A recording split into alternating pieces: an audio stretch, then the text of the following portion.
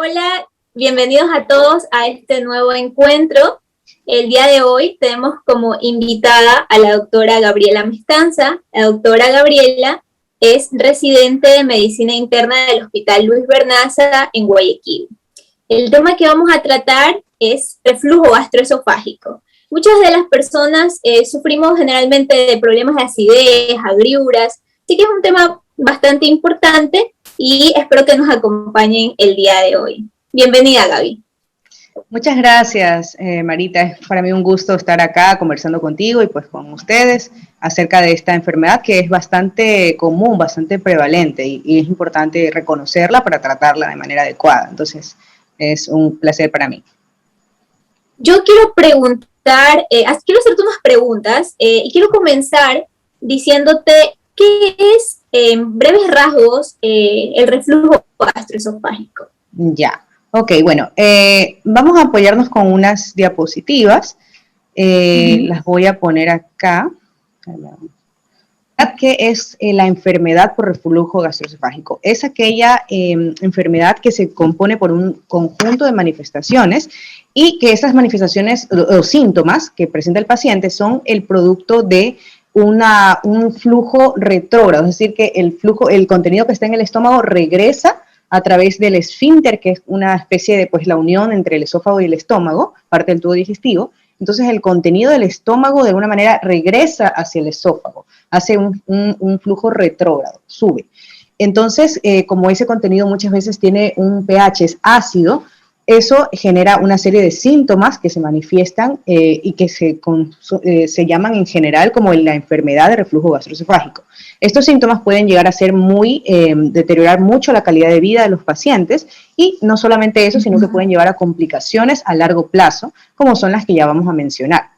Entonces, este reflujo puede ir no solamente hacia el esófago, que es la parte superior del tubo digestivo, sino también hacia la cavidad oral, o sea, puede ascender mucho más y también puede ir a la laringe o incluso hacia las vías respiratorias, causando otros síntomas respiratorios, ¿no?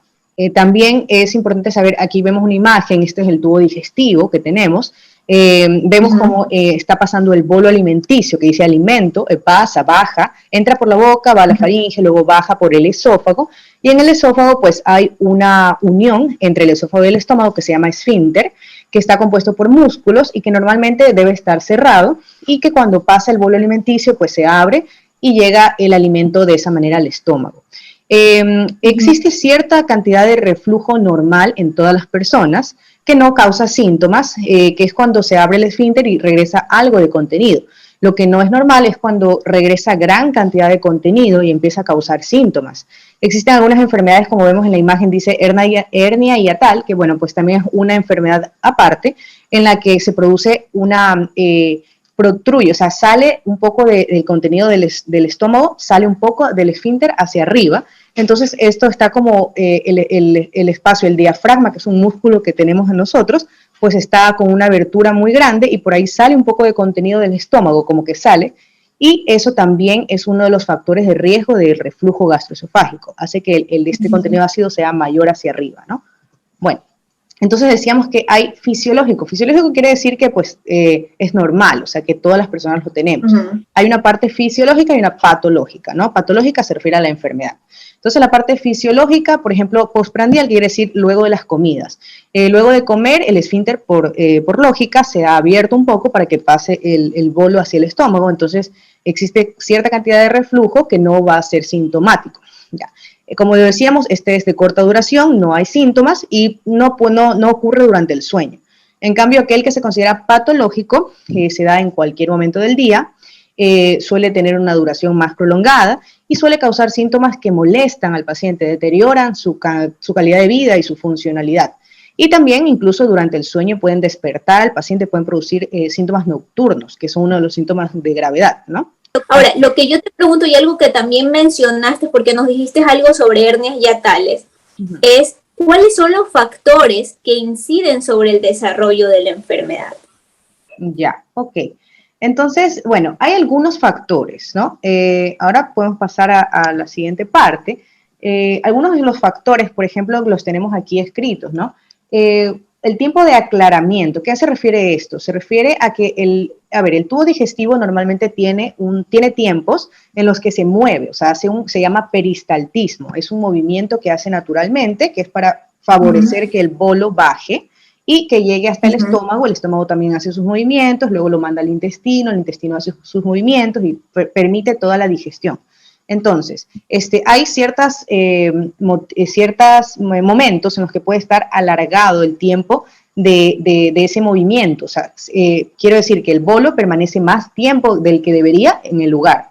Por ejemplo, cuando se produce el decúbito muy cerca de la última comida. O sea, se come y se acuesta. Entonces, eso hace que el bolo permanezca más tiempo circulando y por lo tanto, como tiene contenido ácido, pues también vaya produciendo los síntomas.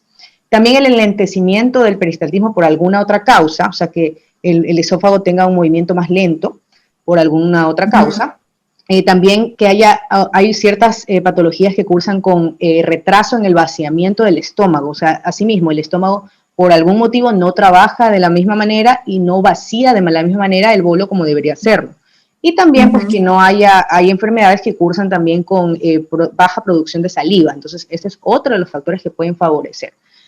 También el pH, pues que sea ácido de lo que se está comiendo, y también pues la presencia, como decíamos, de algunos ácidos como la pepsina, las sales de la bilis, enzimas del páncreas que pueden estar deficientes y que no ayudan a descomponer de manera adecuada el alimento y hacen que sea más ácido de lo que debería, ¿ya? Entonces, Yo quería hacerte una pregunta. Claro. ¿Tú crees que el estrés puede ser un motivo para desencadenar episodios de reflujo gastroesofágico? En realidad sí, el estrés es uno de los motivos, ya que hay que recordar que el tubo digestivo también tiene una parte neuroendocrina, en la que tiene que ver con neurotransmisores, o sea, no solamente es la parte, está regido por hormonas, por músculos, por ciertos procesos que realiza, pero también existe ahí una regulación del sistema neurológico.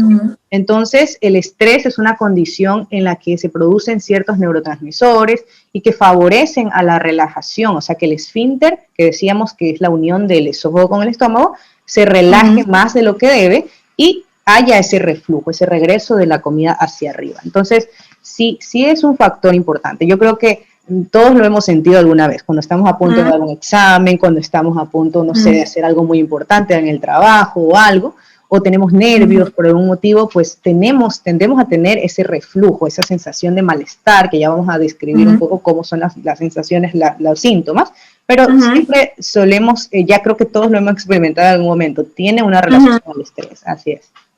Yeah. Pero se puede decir entonces que esto es más que nada fisiológico o ya se considera como patológico en este caso. Es fisiológico mientras no ocasione molestias, digamos, más de 2 veces por semana a la persona, mientras no interrumpa con sus actividades. Ahora, si esto es una cuestión de que todos los días tiene molestias ante cualquier episodio de estrés, esto ya se vuelve un problema mayor, o sea, ya está interfiriendo con las actividades normales. Pero mientras sea algo aislado, que de pronto en una situación muy estresante se produzca este síntoma, no es algo, o sea, se puede considerar fisiológico como parte de, pero si es que ya es algo que está interrumpiendo las actividades, si es algo que molesta mucho y altera mucho al paciente, pues ya se considera patológico en realidad.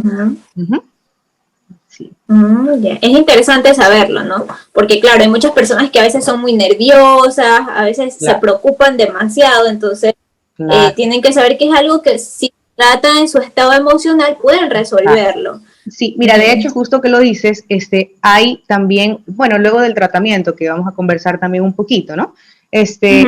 Hay veces en que es refractario, quiere decir que por más que se trata al paciente, pues no se consigue una mejoría, y a veces tiene que ver incluso con estos estados de ansiedad de las personas, entonces pueden llegar a necesitar tratamiento para eso, ansiolíticos, o sea, medicamentos para tratar el estado de ansiedad, cuando realmente este es el problema de base. Entonces ahí, por eso es que se debe individualizar y cada caso es único y se debe tratar de acuerdo al paciente de manera individual, ¿no? Claro, importante. Ahora, para saber cómo reconocerlo, ¿no? Porque para una persona, pues, que la pueda estar viviendo estos síntomas, es importante saber que tiene un problema y que tiene que acudir a un médico, ¿no? Entonces, ¿cuáles son hay dos, se dice de dos maneras, ¿no? Que hay un síndrome típico, o sea, que lo que es más común, y un síndrome que es atípico, o sea, lo menos común. Entonces, lo típico es presentar dos cosas. Por un lado, la pirosis. ¿Qué es la pirosis? Es esa sensación de ardor, como de que quema toda esta parte de tórax, o sea, como que el tórax hasta la garganta, una sensación de ardor. Se dice que es como una sensación de fuego que inicia en el epigastrio, o sea, en la parte superior del estómago, y que asciende, o sea, sube hacia el tórax. Puede llegar a molestar hasta la garganta y puede llegar a sentirse como una especie de acidez en la boca, ¿ya? El otro síntoma también es la regurgitación, que esto es cuando se produce como una sensación de eructo, que, como que algo asciende hacia la boca. No hay náuseas, no es que da ganas de vomitar, pero sí como que viene algo, como que de repente viene algo de contenido e incluso puede haber un eructo, ¿no? Ya. Y de ahí, otros síntomas que también puedan haber a nivel, bueno, del esófago, puede haber disfagia, aunque esto más bien se considera algo que es un poco más alarmante, ¿no? La disfagia quiere decir la dificultad para tragar, para deglutir, que es el término médico, ¿no? Dolor del pecho, que más se relaciona con este asunto de la pirosis. También puede haber una, como respuesta, como un mecanismo de respuesta a una hipersalivación, o sea, se produce más saliva. Puede haber dolor también a nivel del oído, pues sensación de que hay algo obstruyendo, que es la sensación de globo. Náuseas también puede haber en menor grado, alteraciones del sueño, cuando es algo grave puede despertar al paciente y molestarlo. También dolor en el epigastrio, o sea, en lo que se le dice la boca del estómago, ¿no? Ya. Y bueno, también hay otras manifestaciones en otras partes aparte de lo digestivo, que son las laringofaringeas, que es cuando existe un reflujo hacia la vía respiratoria. Entonces se puede producir tos. Esto es algo que a veces no se sabe porque como que si hay tos se piensa que es algo respiratorio y tal vez no se lo relaciona tanto con la parte digestiva. Pero sí, el reflujo gastroesofágico puede llegar a producir tos. De hecho es bastante común que se produzca así. Se puede producir ronquera, sensación de molestias en la garganta. También puede haber una inflamación de la laringe, sinusitis. Puede haber la presencia de nódulos de masas en las cuerdas vocales. Se pueden edematizar pues, las cuerdas vocales, incluso puede haber erosiones dentales, problemas odontológicos también, todo producto de esta hiperacidez que se produce en el reflujo. También puede haber en casos graves síntomas a nivel del pulmón, puede inducirse una respuesta asmática. También puede haber neumonías en casos, sobre todo en personas que son más susceptibles, que de alguna manera tengan alguna inmunosupresión, o sea que sus defensas naturales no sean las normales, ¿no? Porque puede haber algo de aspiración del contenido del estómago, va hacia el pulmón por ascenso, ¿no? Puede haber bronquitis y entre otros problemas pulmonares. Y bueno, acá también teníamos factores de riesgo, ¿no? Que no es lo mismo que las cosas que la favorecen, porque la parte de factores que favorecen, pues más se refiere como que a por qué se origina la enfermedad. Pero acá son factores que puede tener una persona que hacen que sea más riesgoso que presente, ¿no? Entonces, por ejemplo, las personas obesas tienen más incidencia de reflujo porque hay aumento de presión intratorácica y, bueno, por algunos otros mecanismos. También la edad de personas mayores también tienen más tendencia porque el esfínter pues ya está un poco menos competente, o sea, hace menos su función. Género, se dice que también algo que ver en cuanto a etnia, un poco más en raza blanca también. Embarazo es una de las situaciones fisiológicas que también se asocia bastante al reflujo gastroesofágico. El tipo de alimentación, que también es un tema un poco controvertido, porque si bien, pues, esa es otra parte interesante, ¿no? No hay algo, no hay evidencia no hay algo basado en evidencia, mejor dicho, acerca de qué alimentos son los que no se pueden consumir o que pueden favorecer al desarrollo, pero sí existen, o sea, es definitivo que existen ciertos alimentos que pueden favorecer los síntomas, pero no está como, no hay una guía internacional en la que digan tal cosa prohibida no. Pero, sin embargo, sí se llama mucho al paciente a que reconozca qué tipo de alimentos son los que más síntomas le producen, porque eso sí, el paciente puede ayudar a reconocer, ¿ya? Algo me ibas a preguntar. Sí, en esto yo quiero hacerte un énfasis y es importante lo que tú dices, es muy, muy importante porque porque en muchas guías, pero también en la parte nutricional, se habla también de alimentos que puedan incidir sobre el desarrollo de reflujo gastroesofágico. Y se habla mucho también incluso de los ácidos, de los alimentos como el café, del alimento como el chocolate, que pueden incidir sobre la dilatación del esfínter esofágico, ¿no? Con esto quiero también aclarar un tema y quiero desmentir ciertos mitos o saber sobre ciertas cosas, es sobre estos alimentos que a veces son de remedios de la abuela, ¿no? Por ejemplo, el vinagre de manzana o el bicarbonato, que también se utilizaba mucho antes también para la gastritis, para la esofagitis. Claro. Y también el uso del limón. ¿Qué de cierto hay de que estos alimentos pueden reducir, o la papa rallada, qué de cierto hay que estos alimentos pueden reducir o pueden evitar el reflujo gástrico?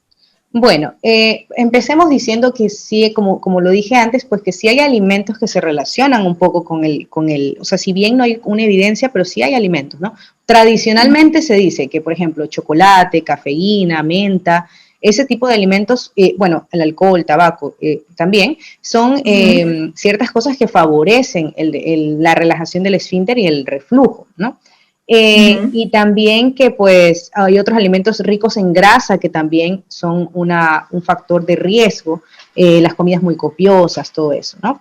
Pero bueno, en sí, en cuanto a evidencia, pues del vinagre de manzana y todo esto, pues no encontramos. Si nosotros pues, hacemos una investigación científica, pues no vamos a encontrar mucha evidencia de esto. Pero lo que sí es verdad es que el bicarbonato sí tiene bastante, sí ayuda mucho. De hecho, hay formulaciones de tabletas de omeprazol que usan también, están sumadas a bicarbonato. Hay ciertas fórmulas de leches antiácidas que tienen bicarbonato en sus fórmulas. Entonces, el bicarbonato de sodio es un amortiguador del pH sanguíneo. Entonces, ayuda a disminuir bastante el asunto del reflujo, al menos en los síntomas. La parte, tal vez no es el tratamiento de elección, pero sí ayuda en la parte sintomática. O sea que al menos el que más apoyo científico tiene de esos es el bicarbonato. Eso con respecto a los alimentos. Y ahí, bueno, la hernia del hiato, que es otra entidad aparte, otra enfermedad aparte, que ya la vimos, un defecto de ahí del diafragma y todo esto.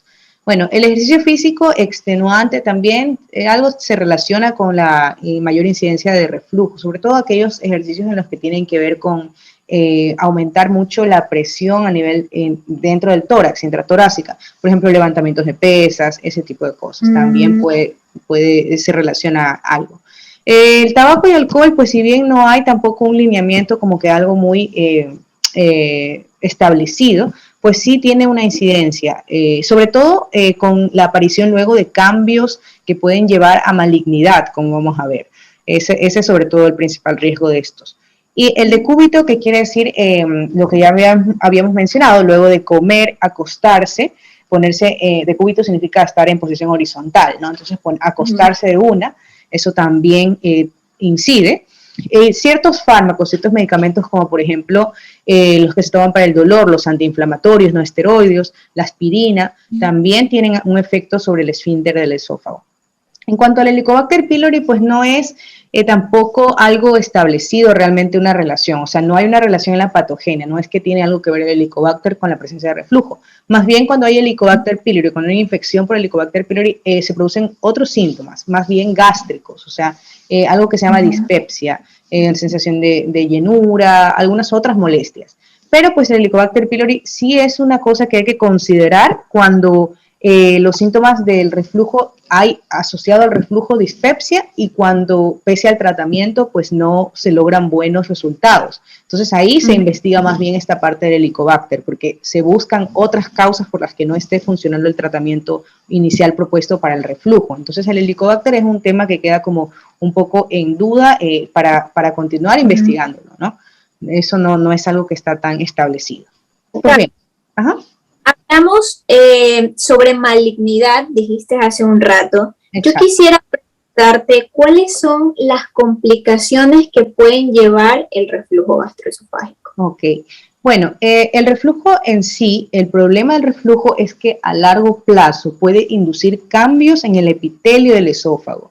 Eso se llama metaplasia. ¿Qué quiere decir esto? Que normalmente el esófago está revestido, está cubierto por un tipo de epitelio, no unas células, un tipo de células específicas. Entonces, la exposición constante del ácido y de todo el contenido del estómago hacia el esófago con el tiempo va cambiando esas células, ese epitelio, y lo transforma en otro epitelio que no es el que debería estar allí. Eso se llama metaplasia. Y eso, digamos, es como una lesión premaligna, es el primer paso para un adenocarcinoma de esófago, que es, digamos, un tumor, ya un cáncer de esófago.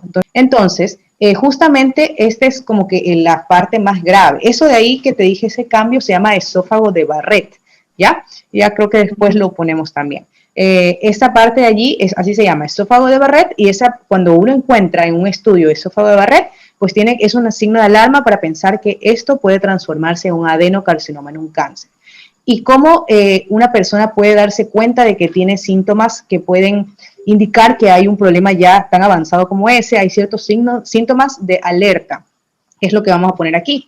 Por ejemplo, la disfagia persistente o progresiva o ambas. Disfagia habíamos dicho que es la dificultad para deglutir el alimento. Entonces, cuando existe disfagia y que va avanzando, va progresando o que no pasa, que está persistente, eso es algo que hace pensar que puede que haya otro problema, ¿no? También cuando existen vómitos, que no es uno de los síntomas principales del reflujo, porque decíamos que puede llegar a dar algo de náuseas, algo de regurgitación, pero no en sí un vómito como tal.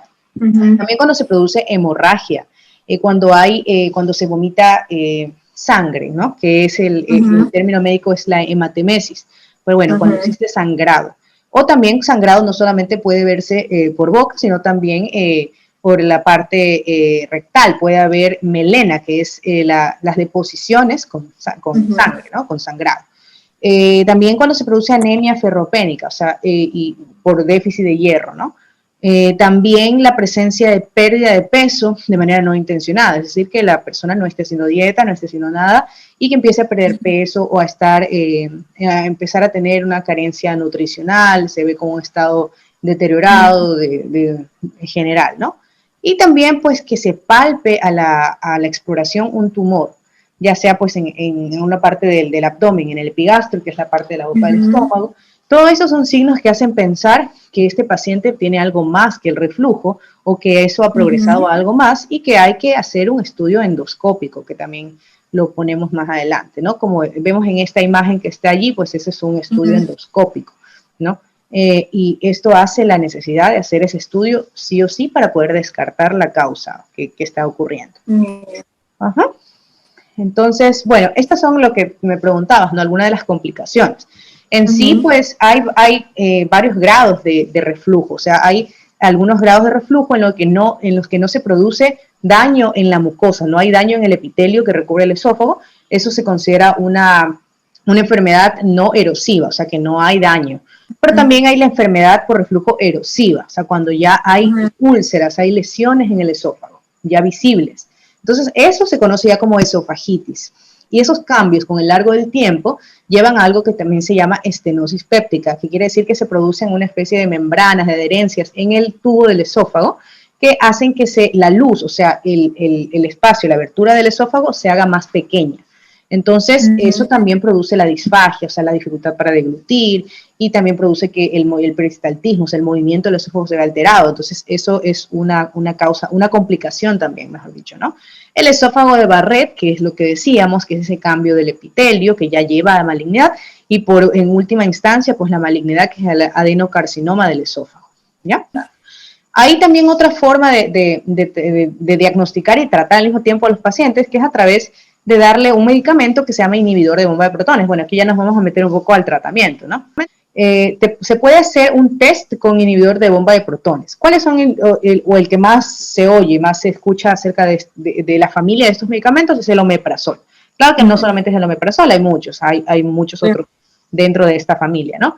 Pero pues esto suele hacerse en una pauta de 4 semanas de tratamiento y se le da al paciente generalmente una vez al día, ¿no? Y se espera más o menos que haya a las 2 semanas ya empiece a verse un resultado y que a las 4 semanas haya por lo menos la disminución del 50% de la gravedad de sus síntomas, para decir que es positivo, o sea que a través de este tratamiento pues se logró también diagnosticar que efectivamente lo que el paciente estaba sufriendo es un reflujo gastroesofágico, porque estos inhibidores de bomba pues lo que hacen es que bloquean la producción de ácido de las células que producen ácido en el estómago y de esta manera pues se bloquea la producción de ácido y se reducen los síntomas, o sea, ayuda también en la patogenia, o sea, ataca el problema, ¿no? Que es la acidez, la hiperacidez. Entonces, esta es una forma de diagnosticar y tratar también al paciente. Ahora, el tratamiento con estos inhibidores, pues el ciclo de tratamiento es variado. O sea, hay ciclos cortos que se dan o ciclos prolongados. Por ejemplo, se puede tratar entre 4 semanas hasta 12 semanas, dependiendo de la gravedad de los síntomas, ¿no? También existen otras pautas en que luego de hacer el ciclo continuo de tratamiento, se puede hacer tratamiento sintomático.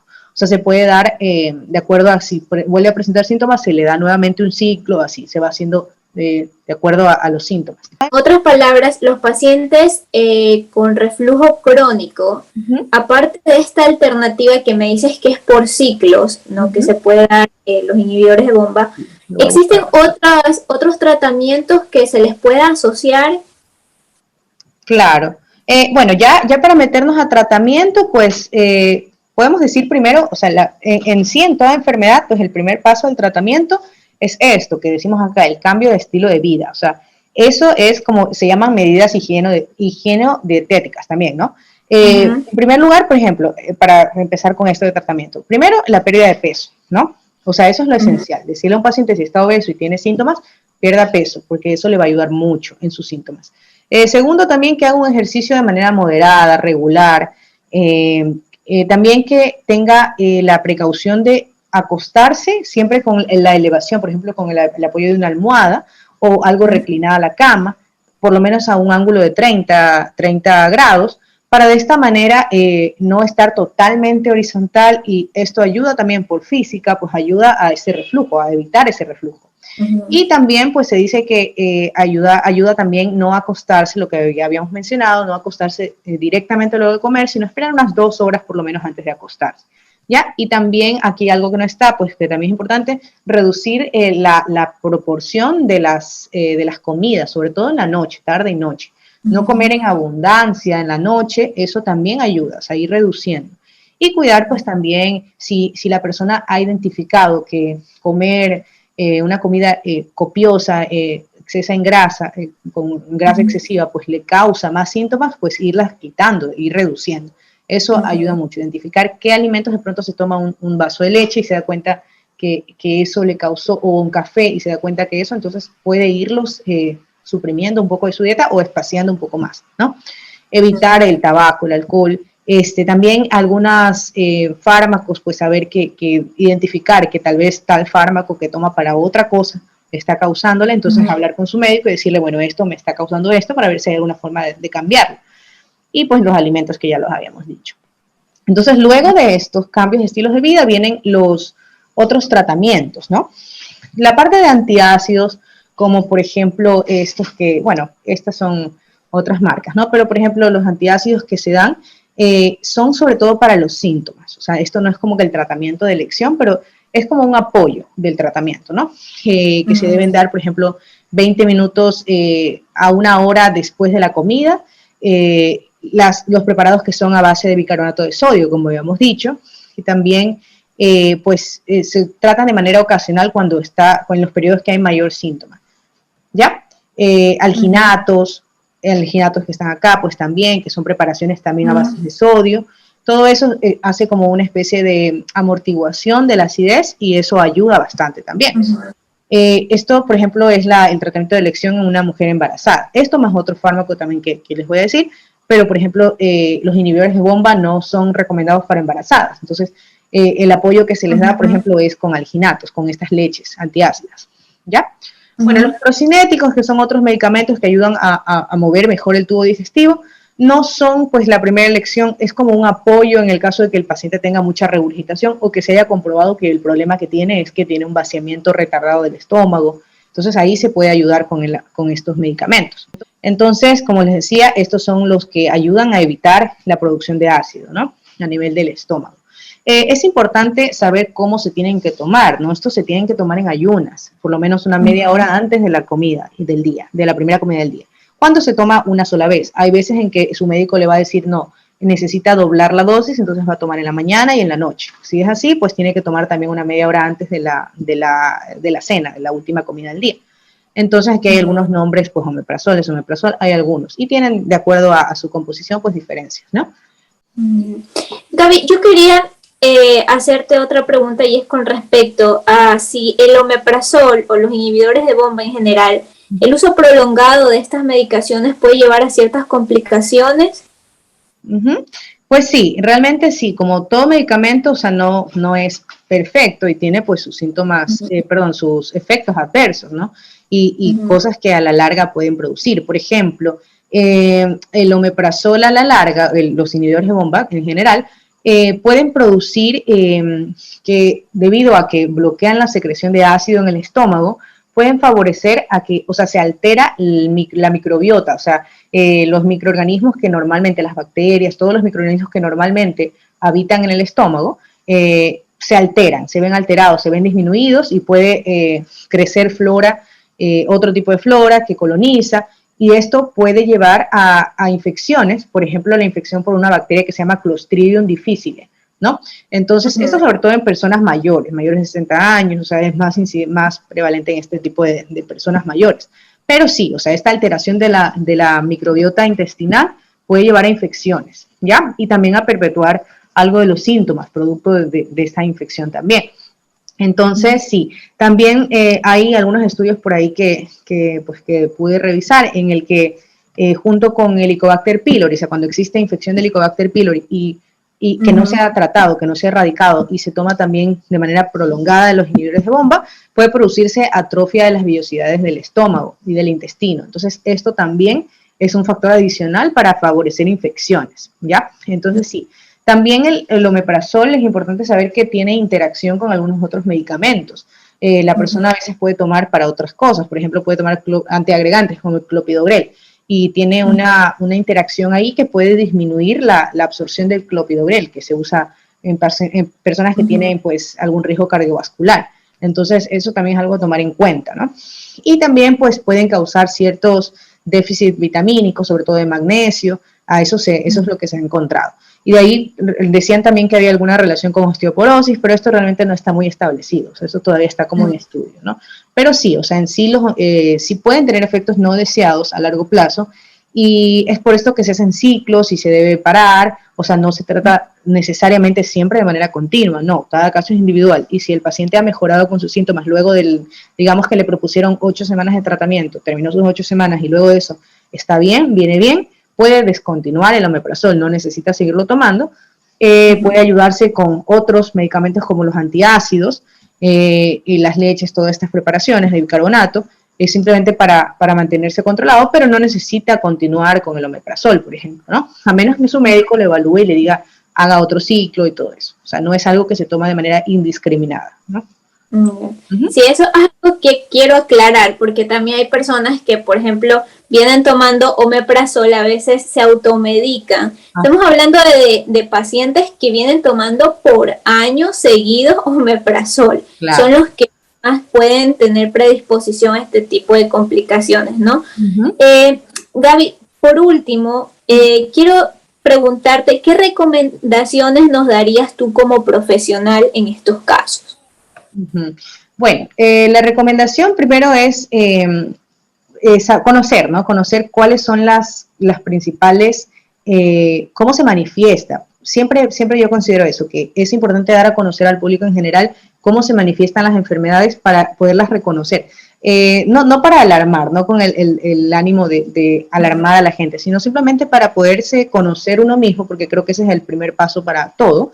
Entonces, para poder identificar que tengo tal síntoma y que puedo necesitar ser evaluado por un médico, ¿no? Y no automedicarse, por supuesto, es lo que tú estás diciendo, o sea, no tomar simplemente, tuve una molestia, voy a empezar a tomar omeprazol porque yo pienso que eso me va a ir bien. O sea, no necesariamente. Puede ser que incluso hay otros medicamentos que también ayudan que no son el omeprazol, o sea, puede ser que no sea un buen candidato para ese medicamento. O sea, nunca automedicarse. Y pues de ahí las medidas en cuanto a la dieta también, eso es algo súper importante, algo en lo que todos podemos hacerlo, ¿no? O sea, que para eso tal vez no necesita mayor recomendación médica, bueno, sí, sin saber que eso ayuda, pero de pronto eso es algo que se puede ir adoptando gradualmente en la vida, ¿no? O sea, comer de manera racional, no excesos de grasa, sobre todo no en la noche, saber estas cosas acerca de no acostarse inmediatamente, tener todo esto. Y pues no descuidarse, si es que se identifica algún signo de alarma, algo que siento que me preocupa, que no está bien, entonces enseguida acudir con un médico, no ir a la farmacia, no comprar algo que simplemente le va a aliviar en el momento o que va a causarle más bien una complicación mayor. Porque como hemos visto, si eso no se trata y no se identifica, pues puede llegar a convertirse en un problema mucho mayor que comprometa la vida. Entonces, poderse identificar a tiempo ese tipo de cosas y poder acudir con su médico. Claro. Gaby, te agradezco muchísimo por aceptar mi invitación el día de hoy. Espero contar contigo para otras sesiones como estas. Si les gustó este video, denle like, no olviden de suscribirse. Y si tienen alguna duda o por alguna pregunta que quedó ahí suelta, pueden dejarlo en los comentarios que pues se las contestaremos. Un gusto. Nos vemos entonces hasta la próxima y chao.